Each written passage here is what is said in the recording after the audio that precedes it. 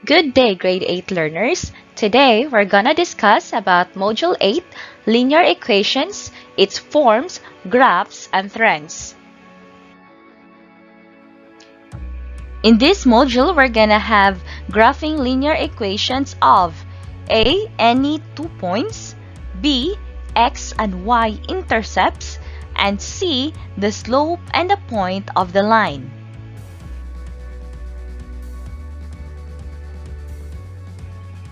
What I need to know. At the end of the lesson, you are expected to apply knowledge learned in rewriting linear equations and plotting of points. Graph linear equations using A, any 2 points, B, x and y intercepts, and C, the slope and a point on the line.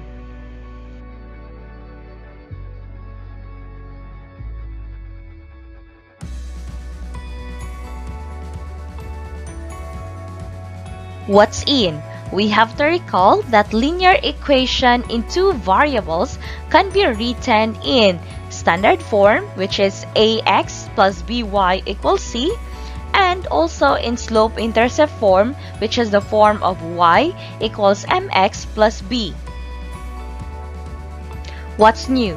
Using the coordinate grid of GeoCity, write down the ordered pair to locate the key points. So we have to remember, or you have to recall your knowledge about rectangular coordinate system. So you have to write down the ordered pair or coordinates of the key points. And the key points are the school, city hall, park, library, police station, and the house. So you just have to locate this legend to the rectangular coordinate plane. So now, number 1 is already done for you, which is school. So we have to locate the school, in which you will be able to see the point school here.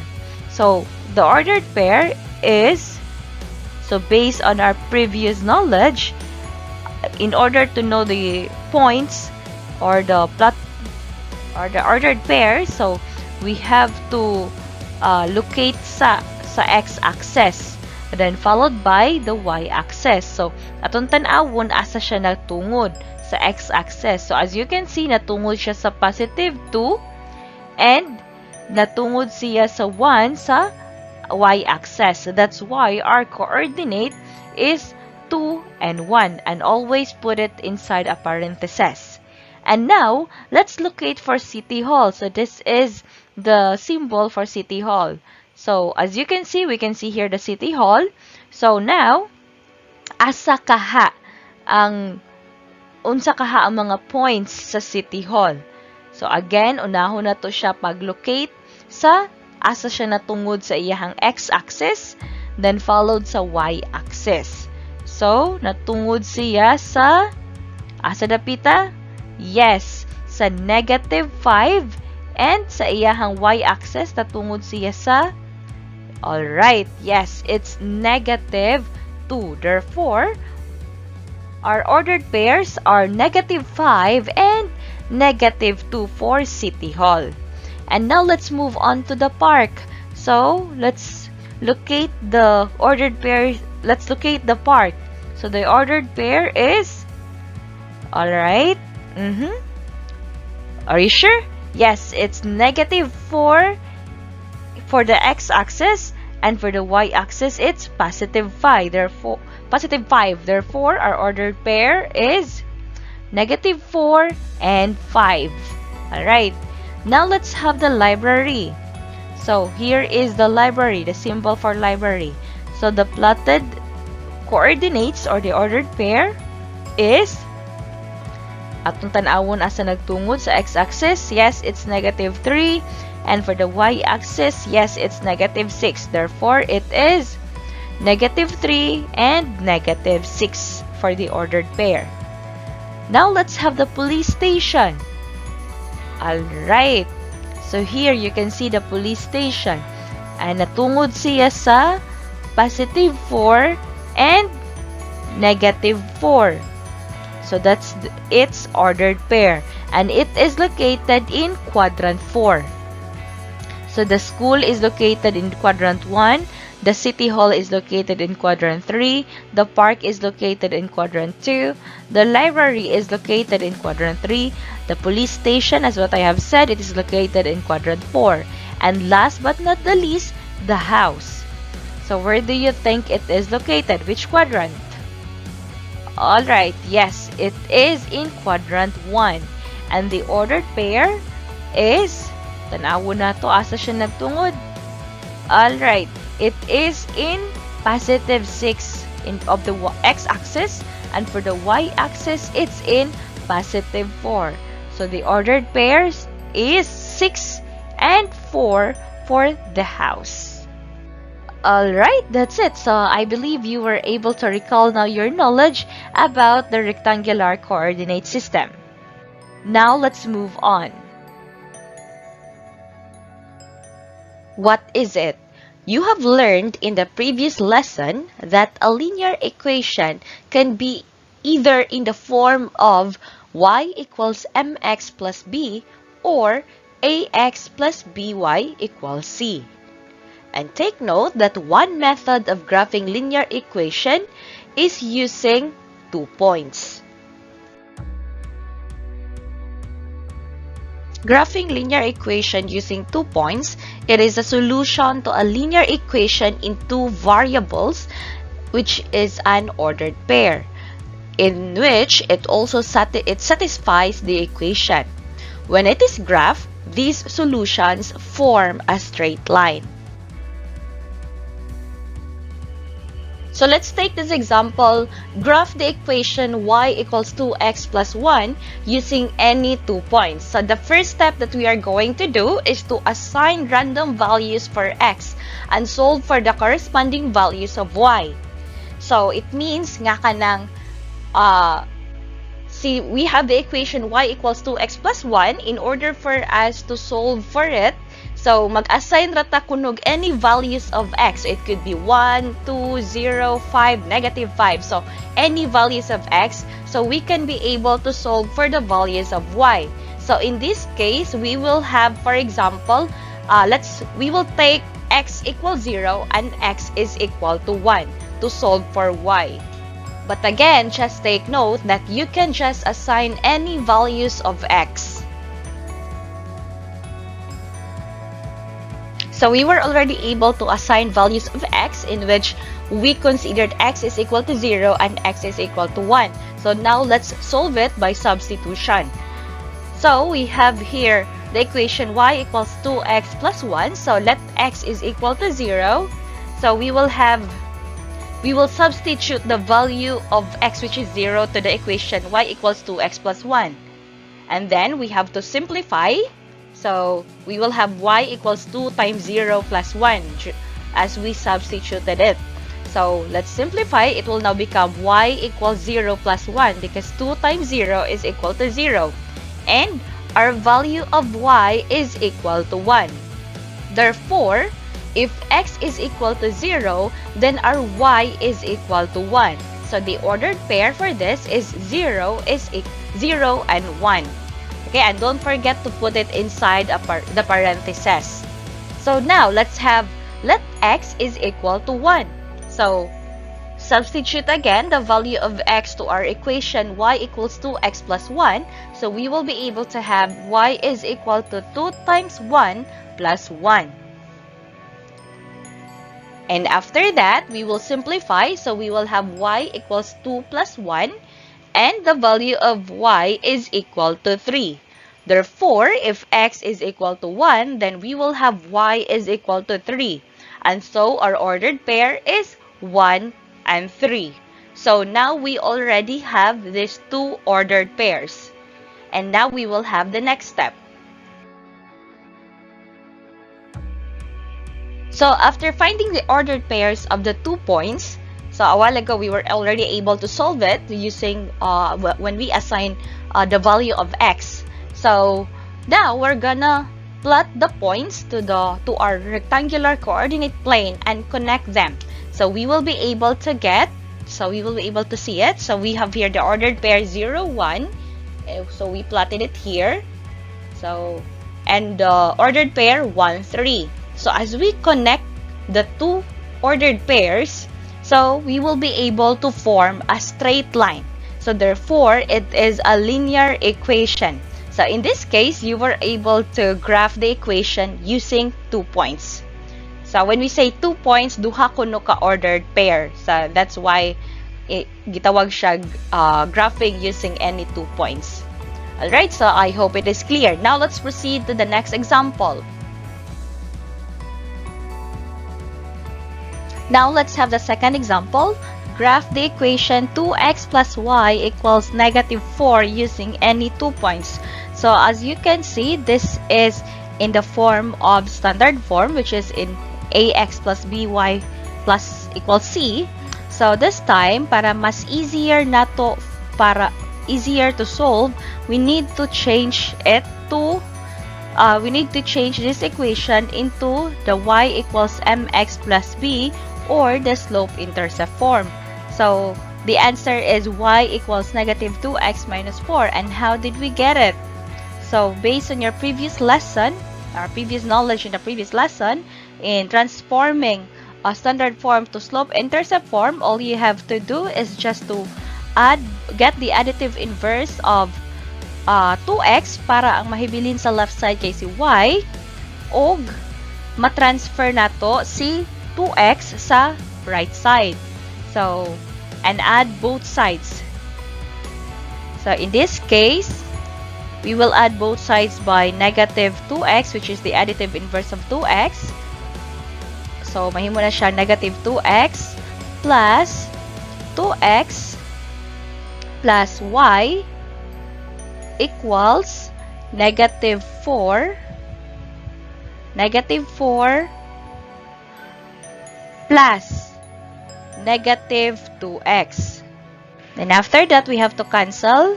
Since -2x plus 2x is 0 man, so ang mahibilin is y equals -4 plus -2. Then we will rewrite y equals -4 plus -2x into y equals mx plus b. So we got here y is equal to -2x minus 4. And now we're done. Transforming our standard form to slope-intercept form. And this time, para makahibaw na ta sa value sa y, we have to assign random values for x and solve for the corresponding values of y. Again, take note, bisag unsa ra nga value sa x ang pwede na to ma-assign. It could be a negative or a positive number. So in this case, let's take x is equal to -1 and x is equal to 2. And then we have to solve. So now, naka-assign naman ta og value sa x. So this time, let's substitute or let's solve using the substitution. So let's have here x is equal to -1 and substitute x to the value of x, which is -1, to our equation. Y equals -2x minus 4. So this is already our new equation para makuha na to ang value sa y. So we have here y is equal to -2 times -1, which is the value of x, minus 4. And simplify, -2 times -1 is a positive. So it will now become y is equal to 2 minus 4.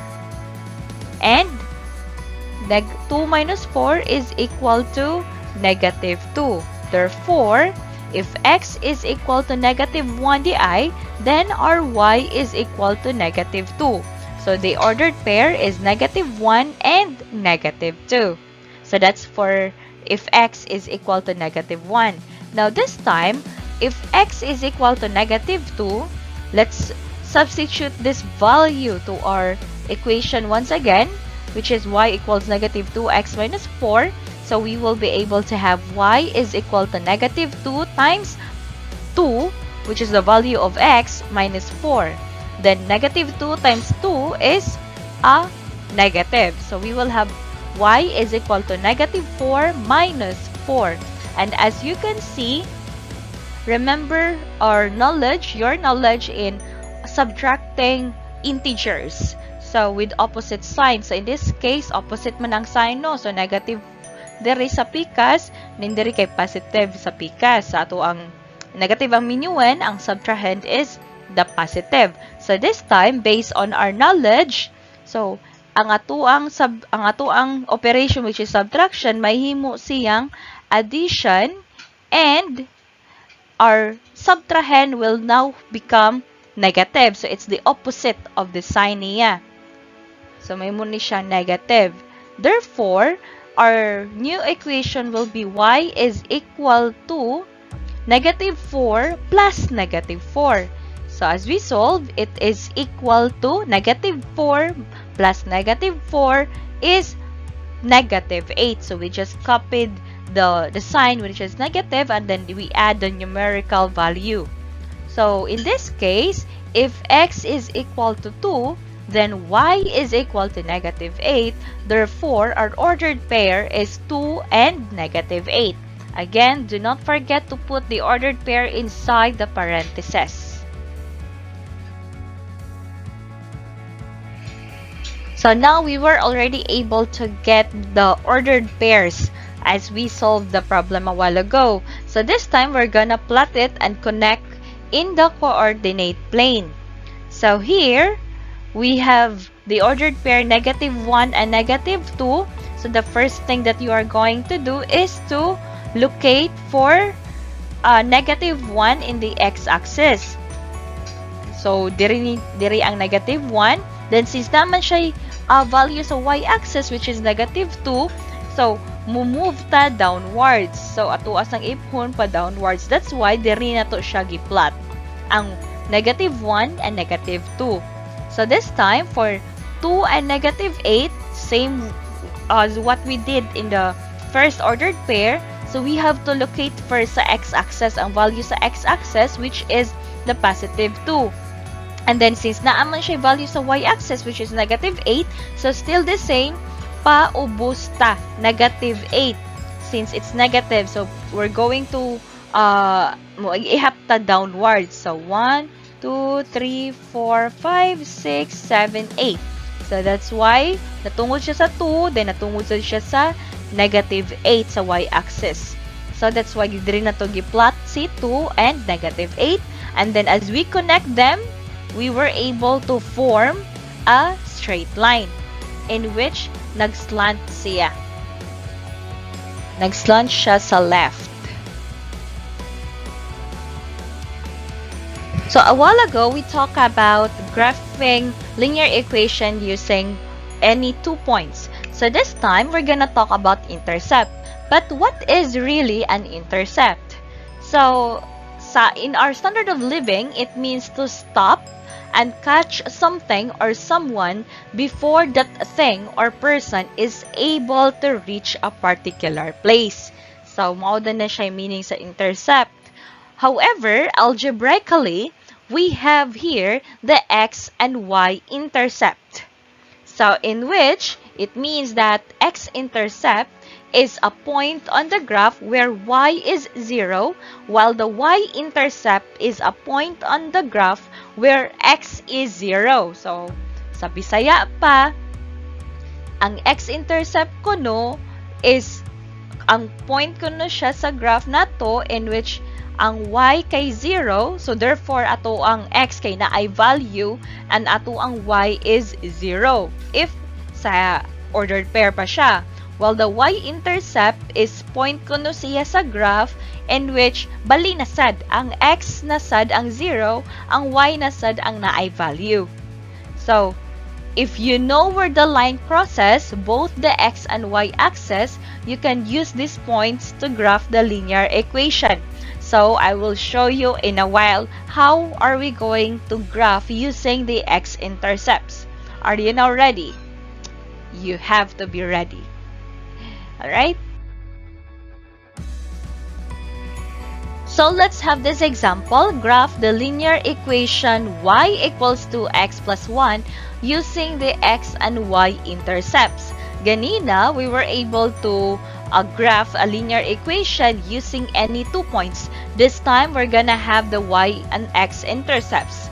So, niingon to sa tuang meaning ganina na ang x and y intercept ko no, for the x intercept is ang y, a point in the graph ko no, in which y is equal to 0. And for the y-intercept, it's a point in the graph in which x is equal to 0. So therefore, in this case, let's solve for the x-intercept or the x, okay? So in order to do that, let y equal 0. Okay? So let's y equal 0. So we will have the equation y equals 2x plus 1. And we will let y equal 0. So it means ang ato ang value sa y in this equation will be 0 to solve for x. So we will have here 0 is equal to 2x plus 1. And so in this case, ato ang i-solve man ang x ko no. So si x man lang ato ang pangitaon. So ibalhin na to si positive 1 to the other side or si 2x to the other side. Para ang mahibilin sa another side is si x na lang yun. So we will have here, so in order to do that, so ibalhin na to si 2x diri sa left side para makahibaw ta sa value ni x. So in order to do that, kay we need to get the additive inverse of 2x para mabalhin siya, which is negative 2x, and still, you have to add both sides by the additive inverse. So in this case, we will be able to have 0 plus negative 2x is equal to 2x plus 1 plus negative 2x. So makancel na to si 2x dire, kay 2x minus 2x is equal to 0. So, ang mahibilin is negative 2x is equal to 1 na lang siya. So, are we done with this? In this case, it's not yet done because our goal kay makuha ang value ng x. So, it means wala di ay numerical coefficient si x other than 1. So, we have to divide both sides by negative 2, both sides, para makancel na to ang value, para 1 na lang mahibilin ng numerical coefficient ni x. So, we will have here negative 2x divided by negative 2 equals 1 over or divided by negative 2. So, na-cancel out na to si negative 2. So, ang mahibilin is si x is equal to 1 divided by negative 2 is in fraction form, it is still negative 1/2. So, therefore, it means that the graph ko no, the graph passes through the x-axis at a point of negative 1/2 and 0. Okay? So, because our value of y is 0.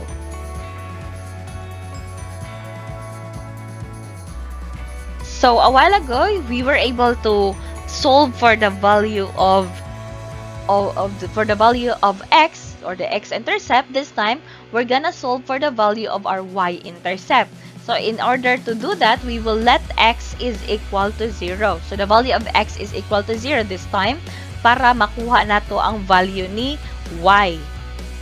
Alright, so we will have here y equals 2x plus 1. We just copied the equation and then substitute the value. So, we will have here y, since we don't know the value of y, then equal to 2 times 0, which is the value of x, plus 1. And 2 times 0 is equal to 0, so y is equal to 0 plus 1, and 0 plus 1 is equal to 1. Therefore, our value of y is 1. So, in this case, it means that the graph kuno nga mapurma nato passes through the y-axis at a point 0, 1. So, our x is 0 and our y is 1. So, that is what we mean by that. And yes, we were already able to get the y-intercept and the x-intercept. and it's ordered pair also. So in this case, we just have to plot the ordered pairs in the rectangular coordinate system, so we will be able to form this. So as you can see, ang isa na to ka-ordered pair is negative 1/2, 0. So ang ato ang x-intercept is the negative 1/2, and ato ang y-intercept is 1. So ato silang i-plot. So you already know how to plot. So negative 1 for the x-axis, then y, since wala may value ang y-axis na to, therefore magpabilin gyapon siya sa x-axis. Same goes here. The x-axis is 0, so dili ta maka arita mandugtungod gihapon sa atong origin, and then our y-axis is, or the ordinate, the value of our ordinate is 1. So, ato siyang i-plot diri tungod sa 1. So, as we connect them, we were able to create a straight line. So, again, take note in graphing using the x and y intercept. So, we just have to let x as 0 to get the value of y, and let y is equal to 0 to get the value of x. So, these are the x and y intercepts.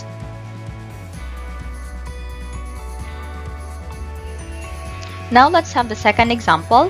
Graph the linear equation 2x minus 3y minus equals negative 6 using the x and y intercepts. So, in this case, same as what we did in example 1, we just have to let y equal 0 to get the x-intercept, and let the x equal 0 to get the y-intercept. Now, let's have let's get first the x-intercept. So, let y equal 0. So, we have here the equation 2x minus 3y equals negative 6. So, just substitute the value of y, which is 0. So, we will now have 2x minus 3 times 0 equals negative 6. And then, we have to simplify. So, 2x minus 3 times 0 is equal to 0 and is equal to negative 6. So, ang mahibilin na lang is 2x is equal to negative 6. So, in this case, as what I have said earlier, we need to, dapat ang numerical coefficient ni x is only 1 kay para makuha na to ang value ni x. So in this case, we have to divide both sides by 2 para makuha na to ang value ni x. So, we will have 2x divided by 2 equals negative 6 divided by 2. So, we have to cancel out 2, since 2 divided by 2 is 1. So, 1x. So, pwede rasan siya si x na lang siya kay it's understood naman nga si x na ay numerical value, which is 1. So, in this case, negative 6 divided by 2 is equal to negative 3. Therefore, x is equal to negative 3. And it means that the graph passes through the x-axis at point negative 3, 0. Now, let's find the y-intercept. So, we have to let x is equal to 0. So, here, we have here 2x minus 3y equals negative 6. Then, substitute by the value of x, which is 0. So, 2 times 0 is 0. Minus 3y equals negative 6. So, ang mahibilin is negative 3y equals negative 6. And divide both sides by negative 3 para makancel out na to si negative 3 o makuha na to ang value na lang ni y. So, negative 3y divided by negative 3 is equal to negative 6 divided by negative 3. Then, atong gi-cancel sa negative 3 dire, kaya negative 3 divided by negative 3 is positive 1. So, and negative 6 divided by negative 3 is positive 2. So, we got here y is equal to 2, which means that the graph passes through the y-axis at point 0, 2.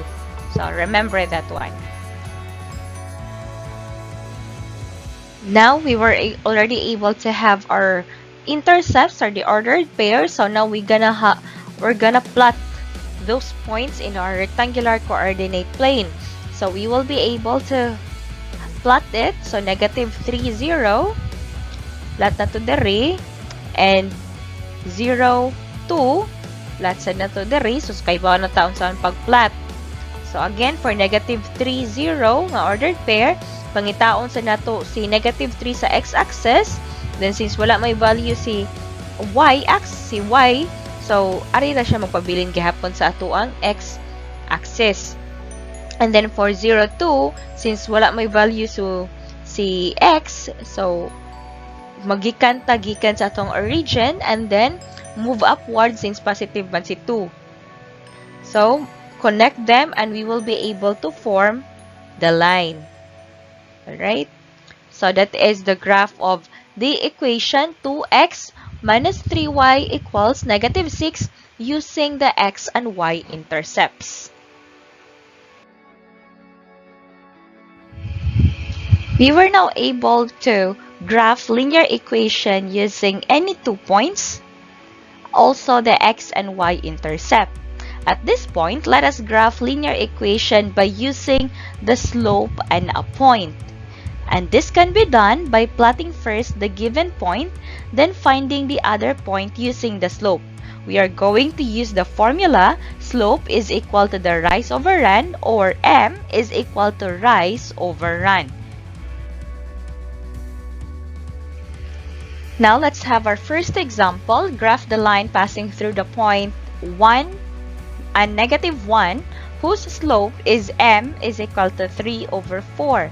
So the first thing that we are going to do is to plot the given point in our rectangular coordinate plane.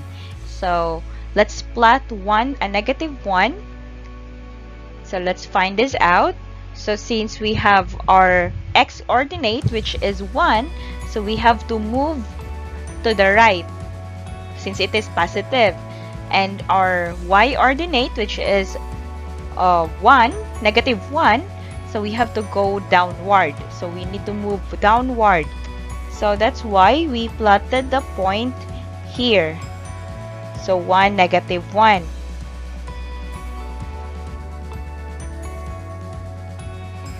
And the next step that we're going to do is to use the formula m is equal to rise over run to identify the rise and run. So we have here m, which is equal to 3 over 4, or our slope is 3 over 4. So in this case, our rise is 3 and our run is 4. Alright, so the rise is 3 and the run is 4. Now let's move on to the third step. So kaganina na-plot na to ang atuang point, which is 1 and negative 1 here. Alright, so in this case, we have muplat ta og another point. So using the slope. So our rise is positive 3 and our run is also positive 4. So in this case, so gikan diri sa atuang point nga giplat ganina, musaka ta pababaw kay positive man ang ato ang rise. Kay kung negative atong rise, then we go downward. But since it's positive, so we go upward. So musaka ta katulo, kay katulo man ang 3 man ang rise. So 1, 2, 3. So this is the rise. And after that, our run is 4 and it is positive. So since it's positive, therefore it is going to the right, not to the left. Okay? It's going to the right. So mudagan ta padung sa right.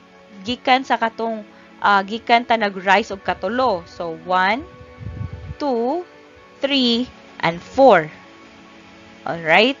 So therefore, this is already our second point.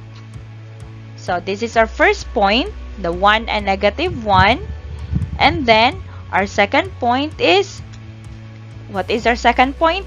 It is already, natungod na siya sa 5, positive 5, and positive 2. So that is already our ordered pair.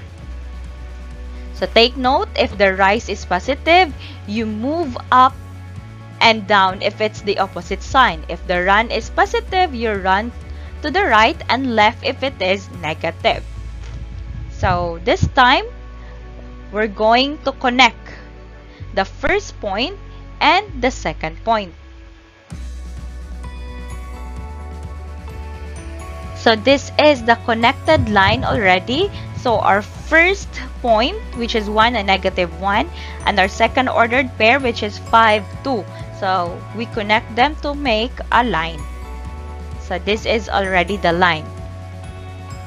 So this is the graph of the line passing through the point 1 and -1. So we pass siya sa 1 and -1, and whose slope is 3/4. So rise, then the run. So ang ordered pair is 5 and 2. Alright? Now let's have the second example. Graph the line passing through the point 1 and -2, and the slope, which is m, is equal to 4/5. So the first step that we are going to do is to plot the given point to the rectangular coordinate plane. So we plot the point, which is 1 and -2. So since the abscissa is positive, so therefore we're going to the right. So which is 1. So 1, tapos na may value ang atong ordinate, which is 2. Then which is -2. Then we're going down. So from 1 sa x-axis, we count 2 downwards, 1, 2. So this is where we plot our point, 1 and -2.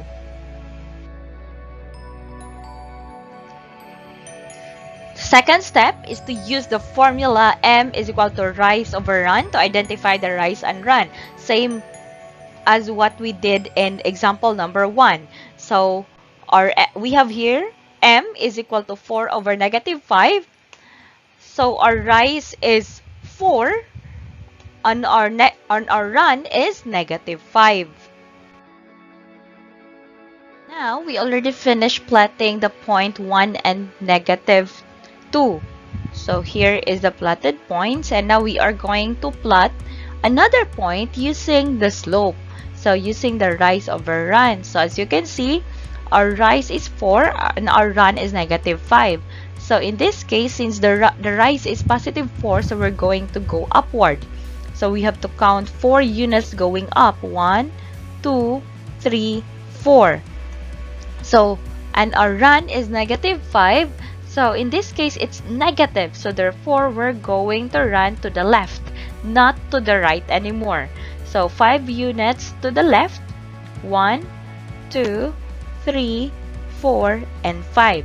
So therefore, that is already our second point, in which it has the coordinates, or the ordered pair, -4 and 2.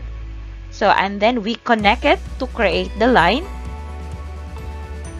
So in this case, as you can see, since the slope is negative, so it's slanting down.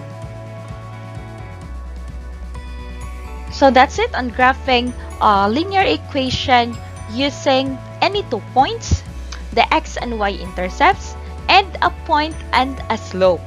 So this time, it's now your turn. What's more? Answer the activity below to solidify your understanding and skills of the topic. Always remember to follow the steps in order for you to arrive at the correct answer. Activity 1.2, Graphing. A. Directions. Graph the linear equations by using any 2 points, just any 2 points. Number 1, we have here 2x plus y equals 4. Number 2, we have here y equals 3x plus 2. Number 3, we have here y equals 2x minus 5. And number 4, we have 2x minus 3y equals -6. Letter B, we have here solve for the x and y intercepts, then graph the equation. Take note, you have to solve first for the x and y, and then you show the graph of each item. So we have number 5, y is equal to -x plus 4. Number 6, y equals -2x plus 6. Number 7, we have 5x plus y equals 7. And number 8, we have here y equals 3x minus 8. And letter C, we have graph the following given the slope and a point. So the slope and a point is given, so all you have to do is just to graph. Number 9, our slope is 1/2 and our point is 2 and -3. Number 10, our slope is 3 and the point is 3 and 4. Number 11, the slope is 6, -6, 5. There's -6/5. Then our ordered pair is -7 and 8. And our last number, number 12, m is equal to 3 and our point is 0, 6. So that's for the activity, and I know you can just do it. And here are the key points that you have to remember in this lesson. Linear equations can be graphed using any 2 points, x and y intercepts, and the slope and a point on the line. Take note that x-intercept is a point on the graph where y is equal to 0, while the y-intercept is a point on the graph where x is also 0. And also take note that slope is equal to the rise over run, or m is equal to rise over run. So take note of these key points. So to end this lesson, let me leave you a quotation from Sheila Tobias. There is a difference between not knowing and not knowing yet. And as we move forward, I know you will be able to know a lot of things about mathematics. So that's all for today, and I hope you learned something from this lesson.